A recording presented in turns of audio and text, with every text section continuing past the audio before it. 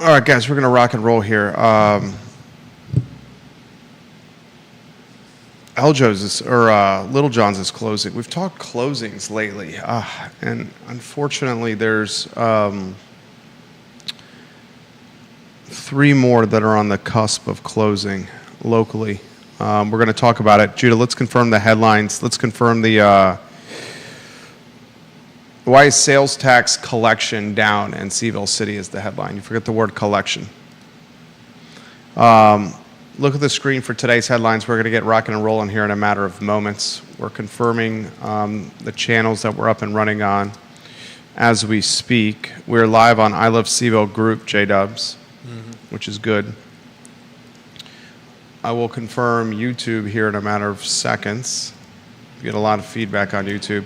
I do not see us live on my personal Facebook page here, J-Dubs. Like and share the show. We are live on YouTube. Thank you very much. I'll confirm LinkedIn here in a matter of moments.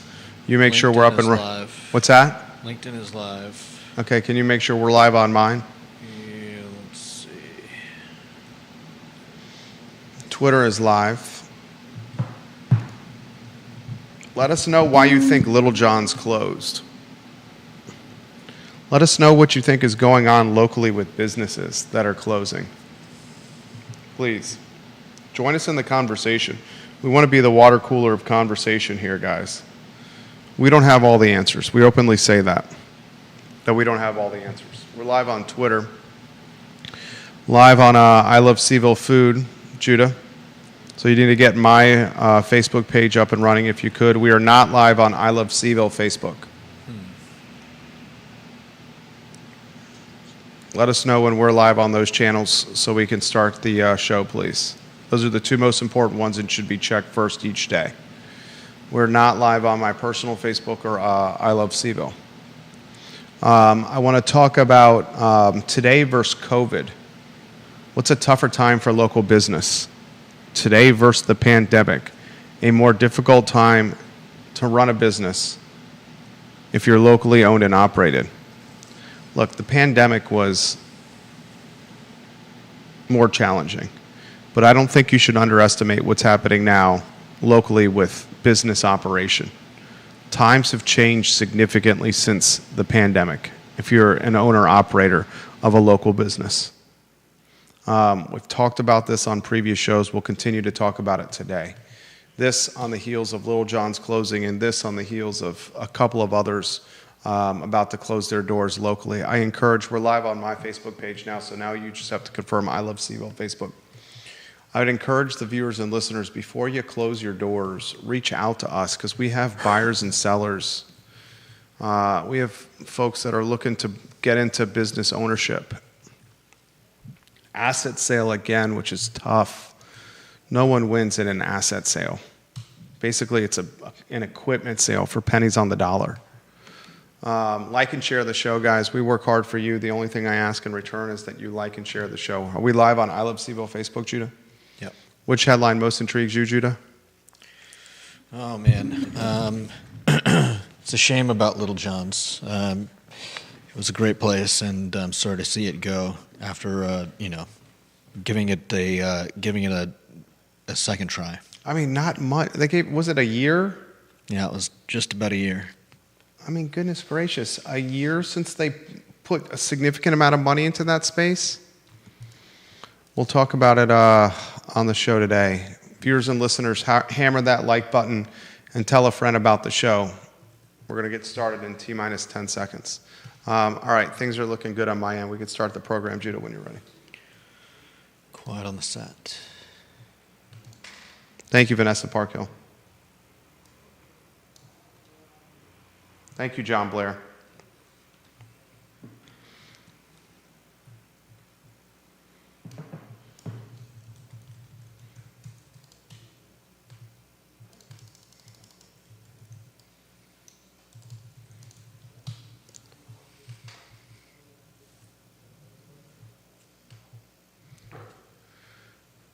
Guys, good afternoon to you. A challenging day for the viewers and listeners as another local icon, another local business institution has bit the proverbial dust. My name is Jerry Miller. It's a Wednesday afternoon in downtown Charlottesville, and we woke to the news of a statement released by Little John's and its managing partner that the business is closed, and the closing date is now. The institution, Little John's, that legitimately has served. When did the business open, Judah? Originally? Yeah. It originally opened in 1976. 1976. So we're talking 50 years of students, tourists, and locals alike. Mm-hmm. That's Just about. A handful of generations of UVA students right there. No doubt. I've been in this community 25 years. Arrived as a first year at the University of Virginia, August of 2000. So this August is 25 years for me. Within a few weeks of arriving in Charlottesville as a first year, I was eating ranch hands and wild turkeys and bum steers at Little John's. We're going to talk about the closing of this institution on today's show. Tom Powell, welcome to the program. Bill McChesney, welcome to the program. Hammer that like button for us, ladies and gentlemen. I'm going to ask this question. This is a challenging question. Is it more difficult to operate a locally owned business right now, or was it more difficult to operate a locally owned business during COVID and the pandemic? And you guys are immediately going to say, Jerry, of course it was more challenging to operate a business during COVID and the pandemic. But I want to remind you, during COVID and the pandemic, the government was throwing money at local business owners. PPP loans, EIDL loans, free money left and right.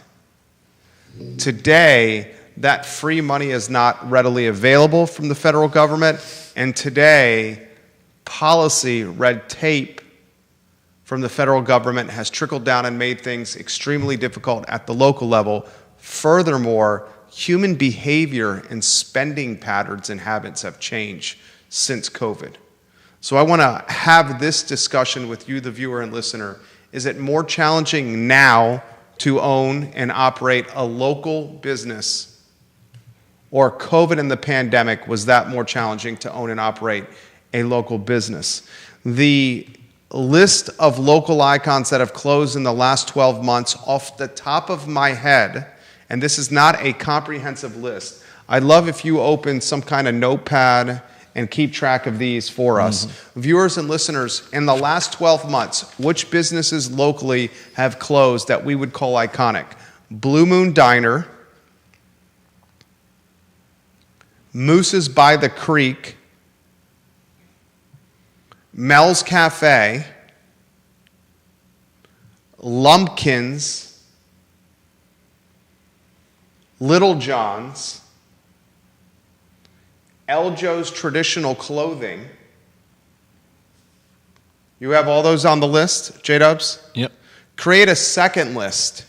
I would not call these local icons, but I would still call these noteworthy closings. Roses on Pantops, not a local icon, but certainly a noteworthy closing that a discount store can't make it right now. Roses. 10,000 Villages on the downtown mall has been there forever. Not a local icon, been there forever, however, can't make it. Goodness gracious, add Reed's Grocery Store to the local icon list. Reed's Grocery Store has to absolutely be on there. Reed's did a GoFundMe and still could not survive. Reed's has got to be on there. What am I missing, viewers and listeners? Local icons that have shuttered. Even businesses that have kind of institutional history that are not local icons, like a Rose's discount store that is closed. What else should be on that list? Put it on the stream in the comment section, and Judah and I will put a comprehensive list together and publish it on ilovecville.com for us to kind of keep track of this in crowdsourcing format. We just want to be the water cooler of conversation here. We don't profess to have everything right or know everything. So we're asking for your help in putting this list together, please. If you think of one, put it in the comment section. I will relay it live on air. I mean, I know for certain other businesses that are icons are about to close. It's not me to release that information. Yesterday and a couple of weeks ago, I told you about the challenges that Star Hill Brewery is facing. The oldest brewery in Charlottesville, guys, has got Hardywood and Richmond brewing a lot of its beer. Think about that. The oldest brewery in Charlottesville, Star Hill, has formed a partnership with Hardywood in Richmond to brew a lot of its beer. Star Hill did a significant round of layoffs, ladies and gentlemen, and in the very recent past, to the tune of 30 to 40 people laid off from an iconic brewery, Star Hill. We know there are headwinds in the beer business. Denver Riggleman's Silverback Distillery is for sale and has been for sale for an extended period of time. The Riggleman family, their award-winning bourbon and distillery, has said, we are open-minded to selling the business and the real estate. Silverback Distillery, ladies and gentlemen. I'm going to ask the question again. More challenging right now to run a business? Or more challenging during COVID to run a business? In the pandemic, the government was giving small business owners free money to stay open. PPP money, idle loans at very short, very small interest rates. A lot of those coming due. And frankly, those idle loans are the reason why a lot of stuff is closing right now. I would caution all the viewers and listeners that know a business owner that's on the cusp of closing to please reach out to us at Charlottesville Business Brokers. Our firm brokers a lot of business deals. We've done north of $4 million in combined sales in the last 24 months. Local businesses trading from a new owner to an old owner. The most recent one we did was Great Harvest Bread Company, Great Harvest Bakery in the McIntyre Plaza. Eileen wanted to exit. Tracy and Chris Crowley are in. We helped broker that deal. Do not get to the point where you're doing an asset sale, basically selling equipment for pennies on the dollar like Little John's is doing right now. There is value in brands. There is value in your social media following. There is value in your business outside of just doing an asset sale, selling your equipment. Little John's, there's no coincidence, chooses to close. The closing is today, am I right, Judah? That's what they said. They say in the statement today. Think about this. There's no coincidence, and then, Judah, you jump in. They close the day after the students leave. Graduation was this weekend. Close on Wednesday. That's not a coincidence. They squeeze the lemon, they squeeze the orange for as much juice as possible, and as soon as the students get out of Dodge, they close. Go ahead. I was just going to say that when I checked earlier today, their website was up. Now all they've got is the notice, the notification. Thank you, Judah Wickhauer. The story on ilovecville.com for more information on Little John's is closing. Kevin Yancey says the Guadalajara restaurant on Fontaine Avenue should be added to the list of local icons that have closed. Excellent work from Kevin Yancey in Waynesboro. Let's get Kevin Yancey's photo on screen as another local icon, Guadalajara on Fontaine. I was eating at that Guadalajara on Fontaine Avenue while a student at the University of Virginia. My first year roommate, Shannon, and his father, Chuck, would take me every time Chuck was visiting Shannon in Charlottesville. He'd say, go grab Jerry, let's go get some Mexican at Guadalajara on Fontaine. 25 years I've been eating there on the Guadalajara on Fontaine. Anna's Pizza is another icon that closed. Don't put Anna's on the list because that did not happen within the last 12 months. I'm talking specifically in the last 12 months, ladies and gentlemen. Local icons that have closed. Kevin Yancey, good call. I'm responding to your comment right now. Who are we missing, viewers and listeners? We'll put a comprehensive list together and post it on ilovecville.com. I mean, goodness gracious. We got a clothing store in Eljo's that's been in business for 75 years. Mm-hmm. We got the oldest brewery in Charlottesville, Star Hill, that's laid off somewhere between 30 and 40 people and is choosing to ask a brewery in Richmond to brew most of its beer. We got one of the most iconic grocery stores close their doors. We got a fried chicken restaurant in Scottsville that's got a captive market, captive audience closing their doors. You got a discount retailer in Roses. A discount retailer, ladies and gentlemen. In a time of financial and economic hardship for many, a discount retailer has closed their doors. Our friend Dave Fafara, great guy Dave Fafara, smart guy, Dave Fafara of Shenandoah Joe's, sold his Shenandoah Joe's ownership. Said, I'm getting out of Shenandoah Joe's. Got paid very nicely, Dave Fafara, to exit the iconic coffee brand. Love Dave Fafara. John Blair jumping in with a comment. His photo on screen, number 2 in the family. Jerry, I'm curious about your thoughts on this. Did the markets at Tiger Fuel and Ivy Provisions doom the Little John's comeback? Tiger Fuel Markets have expanded its sandwich offerings to so many more locations in town than just Bel Air and Ivy. Also, Ivy Provisions is always packed. With all of these high-quality sandwiches available throughout town, non-students did not have to go to the corner to get a Little John's type sandwich. It's sad because I went by there 4 times since they reopened and got a 5 easy pieces each time. I will miss supporting Little John's. John Blair. Thank you for this comment. I respond to him on LinkedIn. Why did Little John's close, viewers and listeners? Judah, why did Little John's close? Do we attribute it to astronomical rent on the UVA corner? We know the University of Virginia corner is owned by, in large part, 3 or 4 people. Robin Lee has a good chunk of the UVA corner. I was in a room negotiating with Mr. Lee with a lease and a client a couple of months ago. Deal did not materialize, but I can tell you right now, Robin Lee, who owns the parking garage, much of Elliewood Avenue, owns the building where Take It Away Sandwich Shop is located, owns a good chunk of Elliewood Avenue, owns the parking garage. Is that the 14th Street parking garage over there? Kind of behind El Sado, where the Chinese restaurant is hosted? Is that Beijing Kitchen?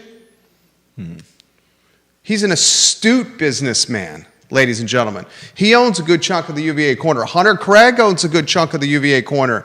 Tip Top Terry owns a good chunk of the UVA corner. Tip Top Terry exited his position from Tip Top on Pantops. A very astute Greek negotiator, Tip Top Terry. Do we attribute these closings to astronomical rent? I'm sure Do we attribute the closing of Little John's to, goodness gracious, they were asking $16, $17, $18, $19 a sandwich?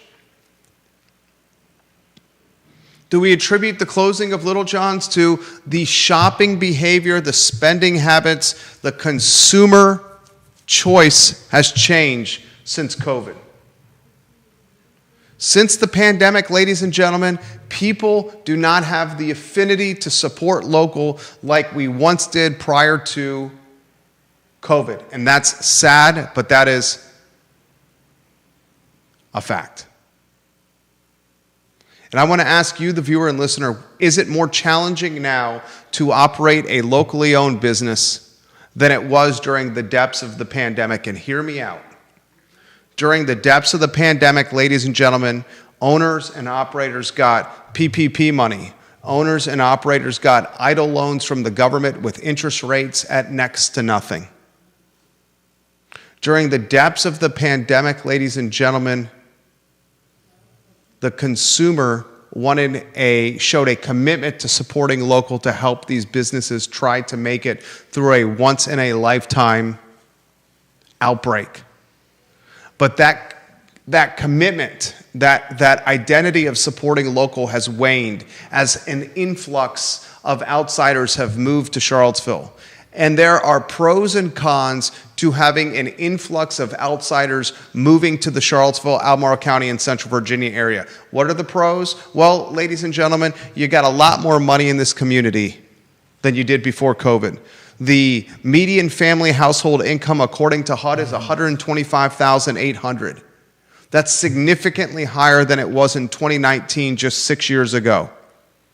$125,800, the median family household income, according to HUD, for the Charlottesville metro area. Some would say, as an influx of new money has come into Charlottesville, an influx of families that are able to work hybridly or remotely in their tighty-whities and their bathrobes and their Victoria's Secrets and their BVDs and their flannel pajamas from an ISP in their basement on a super deluxe home office while earning an income from an employer outside of Central Virginia, that's good for the economy. Maybe it is. The downside of it, ladies and gentlemen, is you don't have this memory, this institutional memory of what it was like as a first year, like I did at the University of Virginia, to close down Coupe de Ville's while Benny Dodd was playing country music on a Tuesday night. And I sneak into Coupe de Ville's with a fake New Jersey ID. A fake New Jersey ID made with my friend Shannon, my friend Tom, my friend Dave, and Dabney 101, old dorms at UVA. We buy the laminator, we buy the glossy paper, we buy the hollow ink.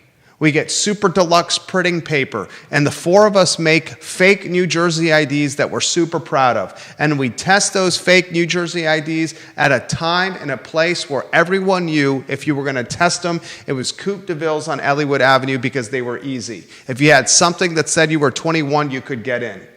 And we tried it 2 weeks into our first year, and lo and behold, it worked. And next thing you know, we're Tuesday night drinking $3 Natural Light pitchers, eating $2 cheeseburgers at Coupe de Ville's, listening to Benny Dodd sing country music with Jeff Cheers on the bass standing right next to Benny Dodd. Having the time of our lives. As last call hits, we're drunk, we say we're hungry, and we stumble over to Little John's. Someone orders a bum steer. Somebody orders a ranch hand. Somebody orders a wild turkey sub. And it's these memories, these experiences that kind of cement into your brain. And when you start having these cherished memories, you're nostalgic of the brand. And when you fall in love with the brand because of these memories, these experiences, this institutional knowledge, you are willing to commit to a brand and a local operation, and you're able to overlook the warts. I went to Little John's to have Frank at the register ring me up when I would give him a $5 bill, and Frank would give me a $1 bill back and some change, and Frank at the register, the older black gentleman that worked the register, would toss the coins from one hand to the other and then give them to me. Who remembers Frank working the register at Little John's back in the day? This is Frank who would belly up to the bar at St. Martin's. Who remembers St. Martin's? A bar on a railroad track with no windows, where if you were a regular at St. Martin's, you had your mug hanging at the bar. Frank would drink at Martin's, then go work at Little John's. He'd toss the coins from one hand to the other and give them to us. And it's these experiences, stumbling from Coop's, stumbling from O'Neill's, which is now Trinity, stumbling from Orbit, which is now Boylan Heights, stumbling from the Biltmore, which is now LA Country Club, into Little John's, and building this relationship with this brand that created a commitment to support the brand. And that commitment, that passion to support local, helped you overlook warts. Little John's wasn't the cleanest place. The service wasn't always the friendliest. But you overlooked it because you felt a passion to support it. That's lost now. And it's lost now. It's collateral damage of COVID. An influx of new people don't have those memories of Frank tossing coins from one hand to the other, or stumbling from Coupe de Ville's, or stumbling from O'Neill's, or getting a ranch hand or a wild turkey on your lunch break. It's not there, that commitment anymore. I can make a legitimate argument that running a business right now may be more challenging than running a business during COVID, where free money was easy peasy, 5 easy peasies. What are your thoughts? What are the businesses we're missing from the list of local icons that have closed in the last 12 months? Blue Moon Diner, Moose's by the Creek, El Joe's Traditional Clothing, Reed's Grocery Store, Guadalajara Restaurant on Fontaine Avenue, Mel's Cafe, Lumpkins, Little John's. What else should be on that list? Bill McChesney, his photo on screen. That was Frank Wells, a.k.a. Frank the Tank Wells, former Lane High School football player and a Marine. I remember Frank the Tank Wells extremely well, Bill McChesney. Kevin Yancey says the nuclear sub was his favorite. Georgia Gilmer's photo on screen. In the 80s and 1990s, more local kids and college students, a part of the working force in restaurants, stores, Fashion Square Mall, grocery stores, pools. It seems today that teens, UVA students don't work anymore. Exactly right. And then I'm going to get to Deep Throat. He's on deck, his comments. Ladies and gentlemen, the University of Virginia. Am I on a one-shot here? Make that one-shot dynamic. I want to weave you in on a two-shot with some commentary. And then we'll get to comments on the stream because they're prolific right now on what is the water cooler of conversation for Central Virginia, the I Love CVille Network and its flagship show, the I Love CVille Show. Ladies and gentlemen, the University of Virginia has become so expensive to attend. The University of Virginia has become so expensive to attend in-state and certainly out-of-state that the student body that attends the University of Virginia, it's a student body whose parents are filthy rich. It's the 1%ers, the 2%ers, the 3%ers, the 4%ers of America. When I attended the University of Virginia, got here as a first year in 2000, it was made very clear by our parents that we would be working. My brother was a year behind me. My brother excelled at anything academically. He was a residential advisor for 2 years. In RA, his second and third year, where he got free housing and made some money, his second and third year. His fourth year, he worked at the Biltmore Grill as a waiter. Me, I was into a lot of stuff I probably shouldn't have been into. Above board, I was working at Ruby Tuesdays for most of my 4 years of college. I'd walk from Lambeth Commons or my fraternity house at Phi Kappa Psi on Rugby Road. And I would wait tables, I'd host, I'd bartend at Ruby Tuesdays. When I wasn't doing that, I was running a gambling book. When I wasn't doing that, I was hustling pool and foosball at the Greenskeeper when George and Teresa were the owners of the Greenskeeper on the UVA corner. Bunch of different ways to make money at my time. But it was made playing poker all hours of the night. When a $100 buy-in was real money. In poker games in college, where I'd be sitting across the table from attorneys and bankers that weren't UVA students but somehow figured my way into these games. It was a different time where the UVA student, the high school teenager, and the UVA student were working frontline jobs more prolifically. There was a time where the high school teenager and the UVA student would work jobs as a rite of passage for professionalism.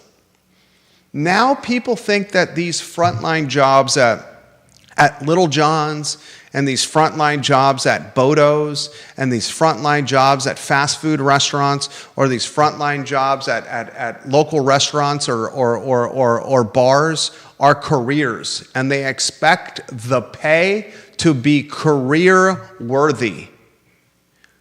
The small business that's on Main Street or on Market Street or on the UVA corner or on Preston Avenue, they are being forced to pay their employees a wage so high that they cannot survive with that type of payroll. 20 years ago, 25 years ago, they survived by paying high school students and UVA students a wage that was as much about the compensation as it was the professional experience needed to pad the resume or pay your bills or rite of passage the professional ladder. Now the world is changed, and it's changed where you have a set of mankind that expects these jobs to be career compensation. And the businesses don't justify it. They can't sustain it. Judah Wickhauer on a 2-shot. Vanessa Parkhill's comments coming on deck. I got newspapers, radio, and television watching the I Love CVille show here on a Wednesday afternoon in downtown Charlottesville. Judah, the show is yours. Deep Throat, you're next. Vanessa Parkhill, you're in the hole. I think there's a lot that goes into the closing. Obviously, having the entire summer without any of those students can't be good for any of the business down there. We all know that, but I wonder if in the increased mobility of students these days also hurt in the last year with UVA students often in the past were stuck pretty close to to grounds, and the ability to get pretty much anywhere in the city has to be a serious issue for businesses on the corner. I'll be straightforward. One of the top elements that is destroying small business is the ubiquitous nature of anything purchasable on the internet. Mm-hmm. With 2 taps of your finger, you can have something delivered to your doorstep in less than an hour. Yeah. And I've said it on the program, the small business that's in food and beverage, if you do not cut ties with Uber Eats, with Grubhub and third-party delivery, you will, what's the phrase, cut your nose to spite your face? Cut off your nose to spite your face. You will cause the demise and the death of your business. You cannot have a margin that is that small with third-party delivery partnership. You can't do it and sustain your livelihood. You just can't do it. I'm having a conversation this morning, ladies and gentlemen, with someone who's in short-term rentals, Airbnbs, in one of the outer counties here in Central Virginia, and a very advantageous county for business. And this man is making very good money, Airbnb, short-term rentaling cabins on the Rappahannock. Beautiful cabins that he's building. He's in a business partnership with Airbnb and VRBO. He's in a business partnership. That's how he gets a lot of his clients. The true value in short-term rental, if you want to have a short-term rental empire that has sustaining value, you have to transition the business leads that come from Airbnb into booking directly with you. We have a client that I respect tremendously that listens to the show. They will probably hear me offer this commentary when I say it. You know exactly who I'm talking about. We're not going to say who the client is. This client is doing 6 figures of business through partnership with Amazon Prime, through Amazon in a store. I have very humbly but very persistently advised our client to transition the business that's coming from the Amazon store through a store that's directly tied to their e-commerce platform. Yeah. Because if you're able to transition the business that you book from that's coming through Airbnb or VRBO or Amazon and say, customer, thank you for your business. Here's a flyer that I'm going to put in your package. Or here's a flyer that I'm going to put on your pillow when you get into my cabin with Airbnb. And I want you to have the best experience possible, and I'm grateful for your money. But the next time you book your stay with me on the Rappahannock, the next time you order some supplies for me from Amazon, instead of doing it from Amazon or doing it through Airbnb, book directly with me. Yeah. And then that is how your margin gets way fatter. And that's how you sustain yourself. That's what we advise our clients on. How about this question? Deep Throat's coming up. Sales, lodging, and meals tax collections are all under the budgeted amounts in the city of Charlottesville. Sean Tubbs has this reporting. Through March 31, 2025, the city collected an estimated $14 million in sales tax. The budgeted item is $15.8 million. Through March 31, 2025, the city collected an estimated $18.1 million in meals tax, below the $18.2 anticipated. Lodging tax, $9.56 million was the estimation. 9.1 was the collection. You have sales, lodging, and meals tax in the first quarter of this year that was all down versus what was budgeted and expected by City Hall and local officials. Why is sales tax, meals tax, and lodging tax in the city of Charlottesville through the first quarter of 2025 all down versus what is budgeted and expected? I'm going to ask the question again. Is it more difficult to own and operate a business right now than during COVID? Right now, tariff uncertainty. Yeah. Right now, inflation uncertainty. Right now, White House uncertainty. Right now, University of Virginia cuts, layoffs. No cost of living increases, no performance-based bonuses, no discretionary spending right now. Right now, credit card debt all-time high. Right now, 7% interest rates on 30-year fixed mortgages. Right now, home assessments in the area, highest they've ever been. Right now, median family household income, the highest it's ever been. Is it more difficult now to own and operate than during COVID when the government was giving you piles of free money? Deep Throat, number one in the family. Why is Charlottesville sales tax collection down? I'm guessing, he says, restaurants and food and beverage. CVille sales tax is unusually reliant on restaurants. 25% for the city of Charlottesville, only 12% for Albemarle County. We know there have been many closures in restaurants in the city. Deep Throat also adds, actually, Weldon Cooper tracks this by industry. 2024 versus 2023 numbers are available. Weirdly, the categories where sales tax fell the most, specialty trade contractors, food stores including VABC, miscellaneous store retailers, and gasoline stations. He says, Deep Throat, restaurant sales tax revenue actually up in 2024 from 2023, which surprises him.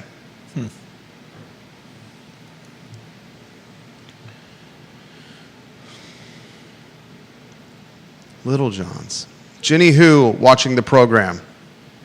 She says, Judah, if you guys are putting Roses on the list, then you need to add Big Lots to the list for closures in the last 12 months. Ginny Hu says, Little John's should have stayed open through reunions next month. A lot of alums have nostalgia for Little John's.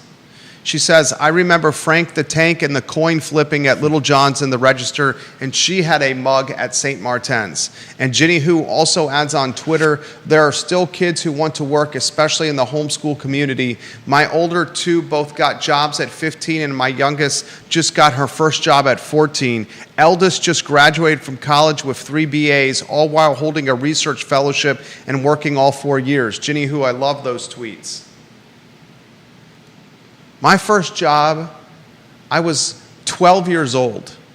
I would go door knocking in the neighborhood for cutting yards. I got 3 yards and I realized I'm not going to be able to scale this business. So I got some of my buddies to cut the grass while I knocked doors in the neighborhood and booked the gigs. Every yard that was cut, we charged $20.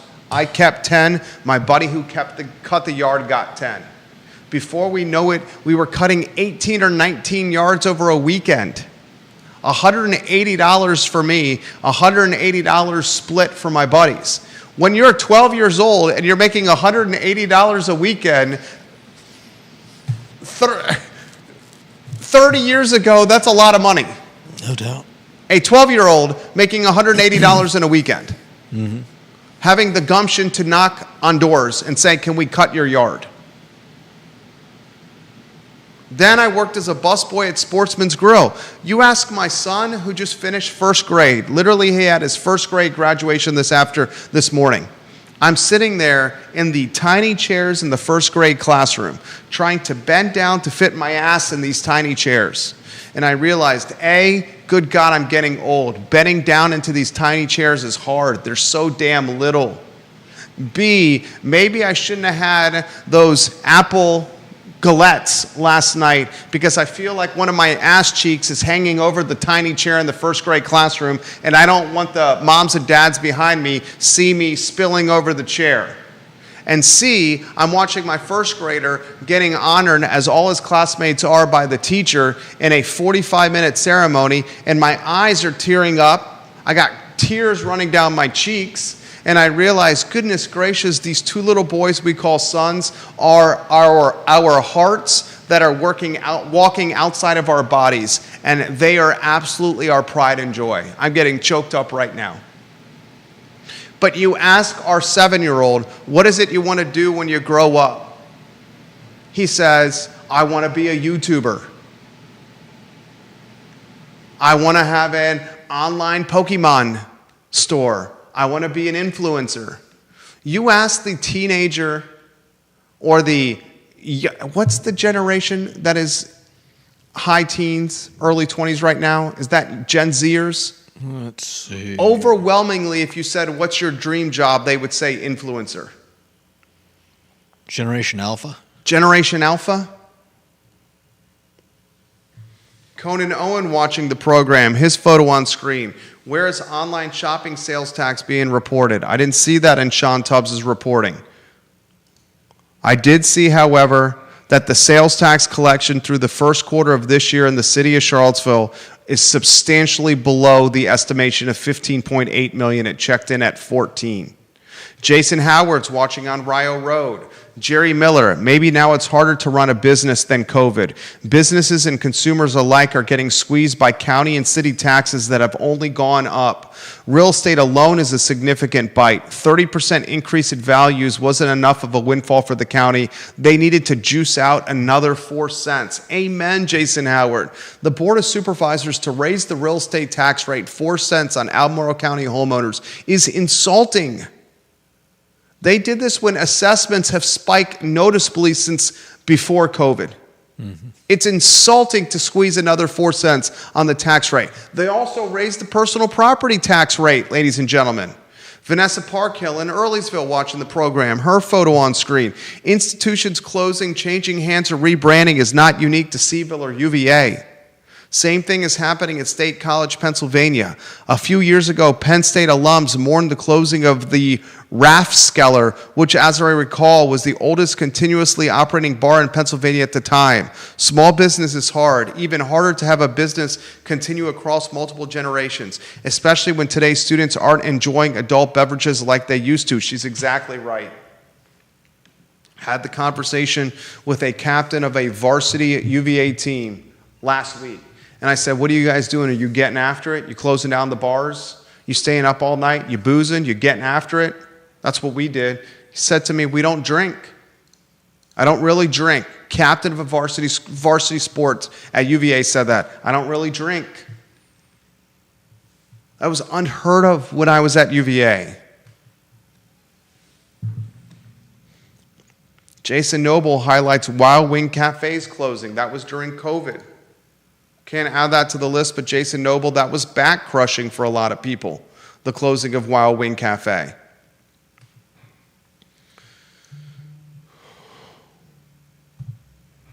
John Blair's comment coming in, his photo on screen.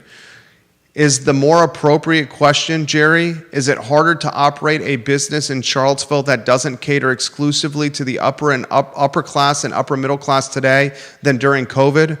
Restaurants depend on middle class and working class customers. As those classes flee Charlottesville and Albemarle County, it shouldn't surprise us that they're struggling.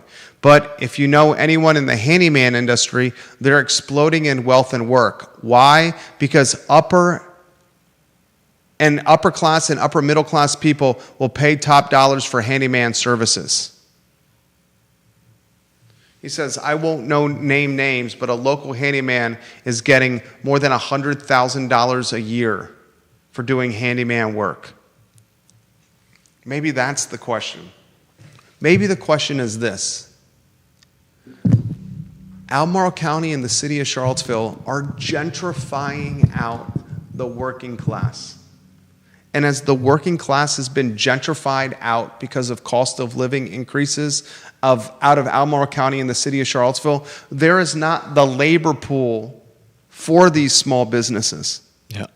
And there's not the consumer pool for these small businesses. Mm-hmm. So the remaining employees that will work these small businesses, the hours for these small businesses, are demanding, maybe not commanding, demanding top dollar in compensation. And the owner is left, I guess I have to pay this. But I'm telling you right now, if you want $20 an hour in living wage to work a frontline job, then you better expect $25 ranch hands, $25 nuclear subs, $25 bum steers. I'll say it again. If you want the living wage, the frontline workers' hourly compensation to be $20 an hour, which is $40,000 a year in compensation, and then the employer has to pay payroll taxes to the state and federal government, folks. A lot of frontline workers, a lot of workers don't realize this at all. A lot of workers don't realize that their employer is not just paying them what's on their paycheck, they're also paying a boatload of taxes on top of what the average employee is getting on his paycheck. It's not just, oh, my paycheck says my take home is this. You want $20 an hour living wage, Michael Payne? You want $20 an hour living wage, Indivisible Charlottesville? Well, get ready for your bacon, egg, and cheese bagels at Bodo's to be $12, or your Big Mac and fries and soda to be $22, or your Gus Burger with onion rings and soda to be $19.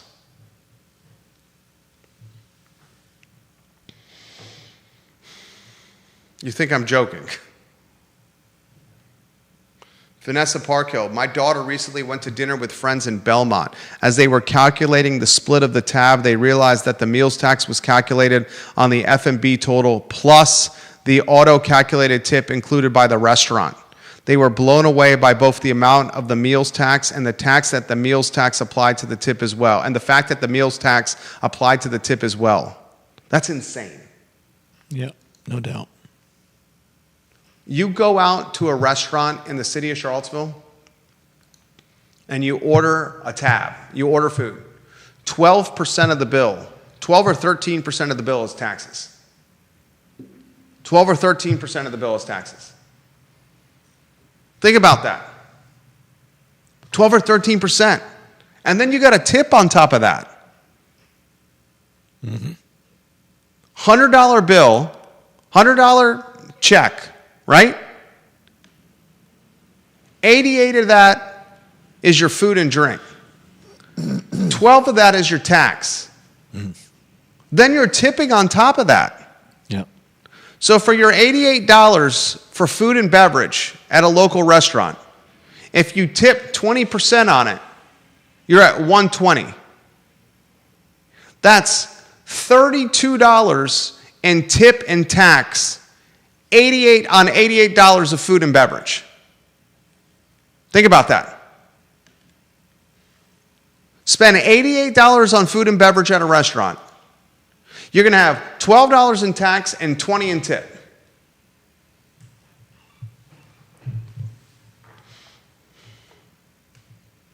Wild times. Jeremy Wilson's watching the program in Tennessee. My son graduated from Tennessee Tech 2 years ago, and he doesn't drink, and he says he never had a strong desire to drink in his 4 years of college. Like you, Jerry, I did my fair share of drinking when I was in college. Very proud of my son and his choices. I will echo what Jeremy Wilson said. If our sons choose, and my wife was another one that got after it in college. Is she watching the program right now? She would tell you absolutely during her 4 years at UConn that she absolutely got after it in college when it came to partying. I did enough of getting after it for everybody that's watching this program. If our sons choose not to drink and party like we drank and partied in high school and college, then I would welcome it with open arms. I will say, thank goodness gracious, because your father made a lot of poor decisions. Had a lot of fun, though. A lot of fun. It's 1:20 on a Monday. We have more headlines we have to get to. I want to compile a list in the last 12 months of local businesses that have closed. Please help me do it. Please help Judah and I do it, please. We have local businesses that have closed in the last 12 months. Blue Moon Diner, Moose's by the Creek, Eljo's Traditional Clothing, Reed's Grocery Store, Guadalajara Restaurant on Fontaine Avenue, Mel's Cafe, Lumpkins, and Little John's. We're not going to include on this list Rose's, Big Lots, or 10,000 Villages, but those are others that have closed. Please help us compile a comprehensive list. Kevin Yancey, they did not have Easters when I was there, but we did have midsummers. When I went to college in August of 2000, I literally never went home. I stayed summer break and winter break and spring break. I would go home on Christmas Eve and stay Christmas Day and leave the day after Christmas to go back to Charlottesville. I'd come home the Wednesday before Thanksgiving and leave the Friday after Thanksgiving. Some Easters I would come home. All other days I stayed in Charlottesville. Literally all other days. Other headlines on the I Love CVille show today that I found compelling. Did you see in the Daily Progress today that Monticello and the Thomas Jefferson Foundation are launching a dinner series? The Thomas Jefferson Foundation is the private nonprofit organization that owns and operates Monticello.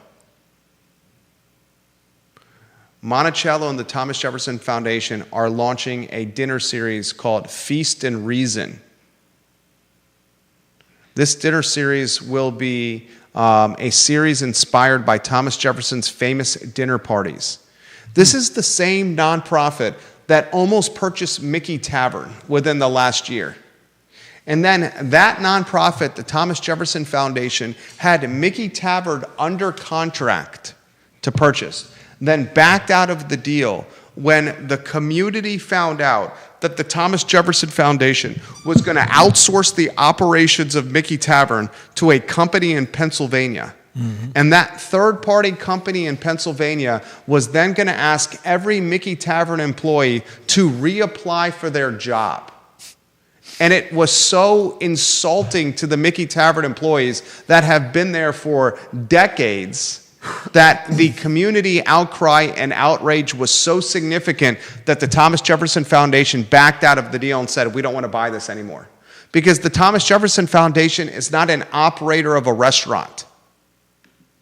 So they were going to outsource the operations management to a Pennsylvania company. Then the Pennsylvania company did not have the common sense to read the proverbial room. They were going to literally terminate team members and make them reapply for their job. That deal falls through. Mickey Tavern goes on the market. We break that news last week. Story goes viral. Radio and television, print pick up our coverage. They're literally watching us on the show right now. The 22-year-olds fresh out of college working at these media platforms are watching us right now for content for their news cycle. I find it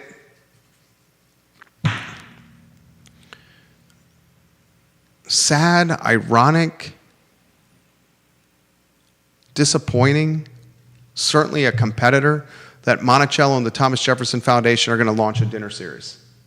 That dinner series would have worked perfectly at Mickey Tavern right next to Monticello, where you would have the garb, you'd have the pomp and circumstance, the mood, the attire of Mickey Tavern to complement what it wanted to do with the Thomas Jefferson curriculum and the dinner party. Sad that deal fell through. Next headline, put it on screen. You launched this. This is your headline. Youngkin, Glenn Youngkin. The headline, set the table for the viewers and listeners, Judah Wickhauer. Glenn Youngkin has a new executive order expanding Virginia's fight against anti-Semitism, and he's also gone on a talk at a combat anti-Semitism movement, Faith, Freedom, and Legacy, honoring Virginia's Jewish Heritage Dinner in Richmond, where he spoke about the existence of anti-Semitism and the fact that we need to educate people on it and keep working to eradicate it.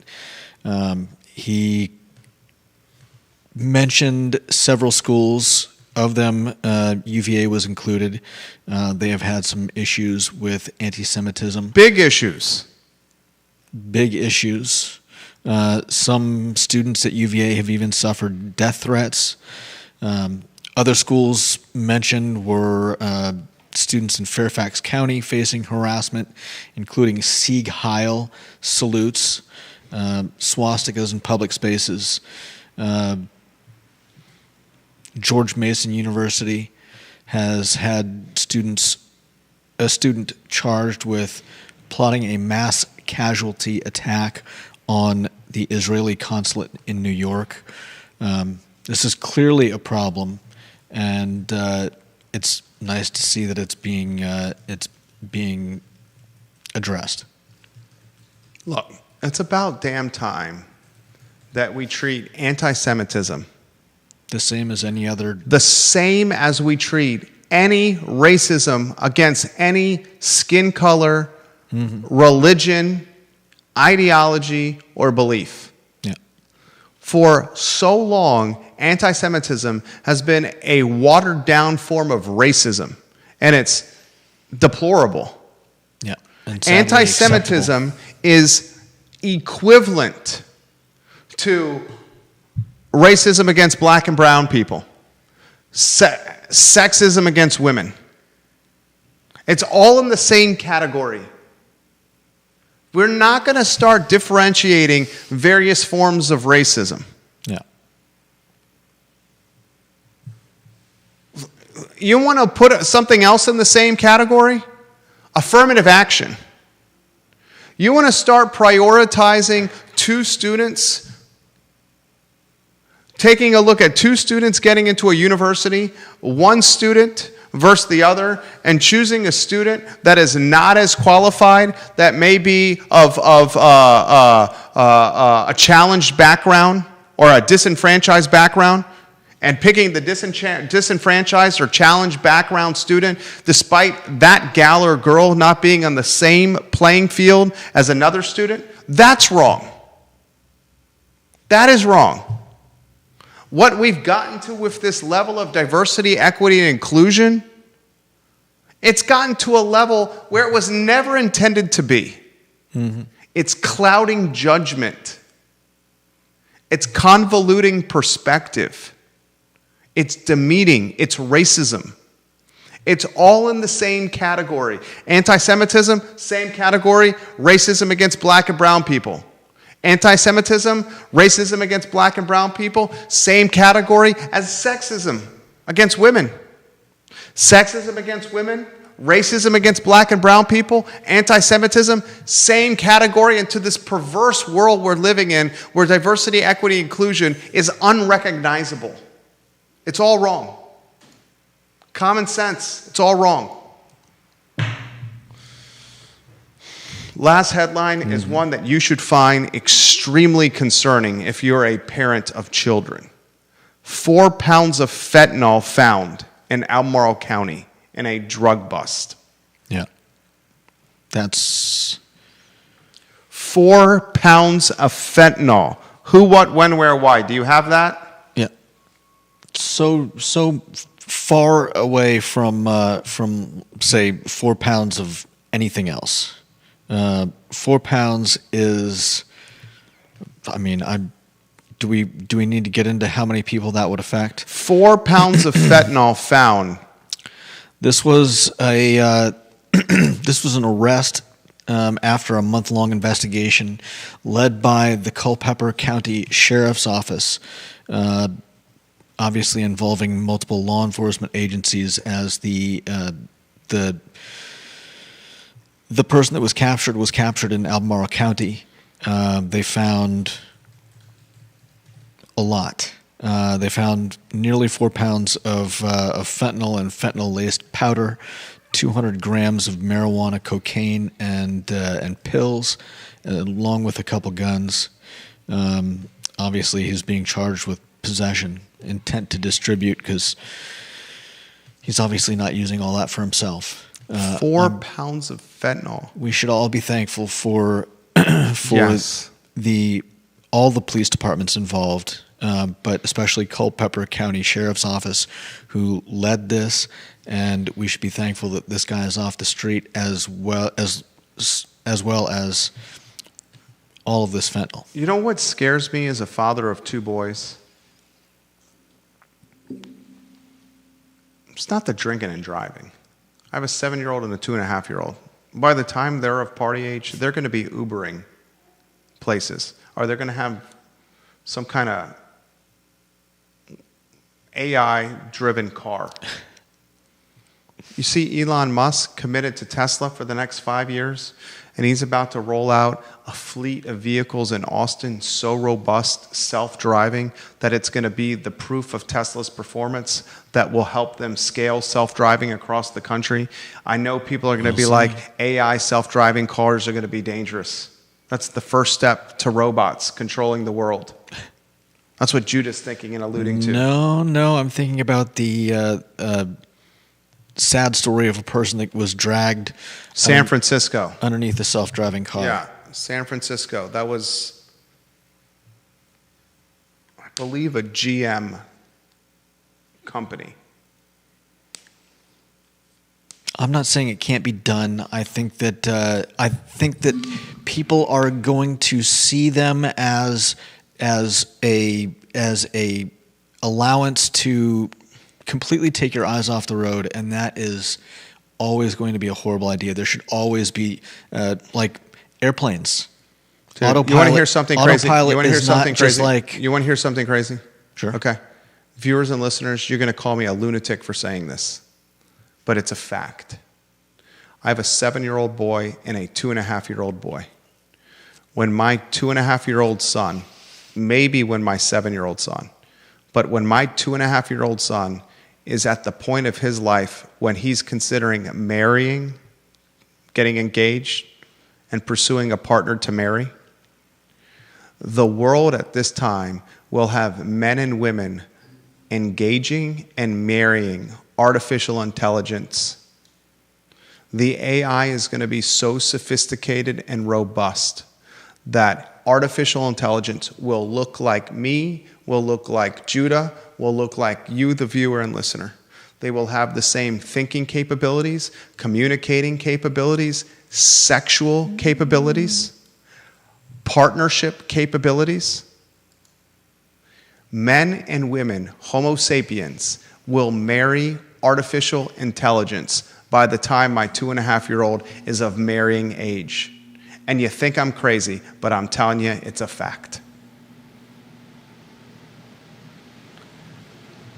As a father, I'm not scared of my kid drinking and driving because he's going to be Ubering places or in self-driving vehicles. I'm not scared of my kid getting blackout drunk because it seems to be a thing of the past. I'm terrified of fentanyl.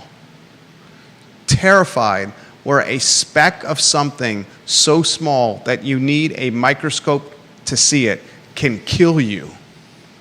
Yeah. I'm terrified of designer drugs. I'm terrified of drugs made in laboratories and people's houses. And they just found 4 pounds of fentanyl, guys, in Albemarle County. 4 pounds of fentanyl. There was a time where we would find 4 pounds of weed. And people would be like, oh, they found 4 pounds of weed. 4 pounds of mushroom. That grows from the earth and on cow do. And is not going to kill anyone. And it's not going to kill you. It's going to knock you out, make you pass out, but it's not going to kill you. 4 pounds of fentanyl would have killed thousands of people. Probably a lot more than that. And who knows what they're putting it in. Deep Throat. Gentlemen, I took a Waymo self-driving taxi in San Francisco a few weeks ago. The driving was so smooth and the adherence to the speed limit so religious that it felt weird and uncanny. I'm sure. I need to emphasize to you, viewers and listeners, how very close we are to a self-driving automobile society. And the next step of a self-driving automobile society is artificial intelligence so sophisticated, so robust, and so nuanced that you will have a difficult time separating Homo sapiens, humans, from artificial intelligence. James Watson on LinkedIn. All the new people that are slated to move here for biotech and data science will provide some customer base for the new local businesses. Although my concern is we may see more chains than family-owned with the next wave of area businesses. Absolutely. What's going to start replacing these locally owned businesses on the UVA corner? Chains. Brands and businesses with balance sheets that are very deep in cash, that can withstand a capital improvement project or a build-out. The Little Johns folks the second incarnation was a year. Yeah. They spent hundreds of thousands of dollars opening Little Johns after it was closed. Yeah. A boatload of money, and they closed a year later. Mm-hmm. Think about that. Unbelievable. All right. We got to go make some money. That is the Wednesday, May 21st edition of the I Love CVille show. If you can think of any other businesses that have closed in the last 12 months that are local icons, please send them my way.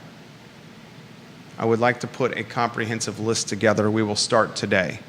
Judah, I'm going to email you the list we have. You'll find it on I Love CVille and the I Love CVille network. Thank you kindly for joining us. For Judah Wickhauer, my name is Jerry Miller.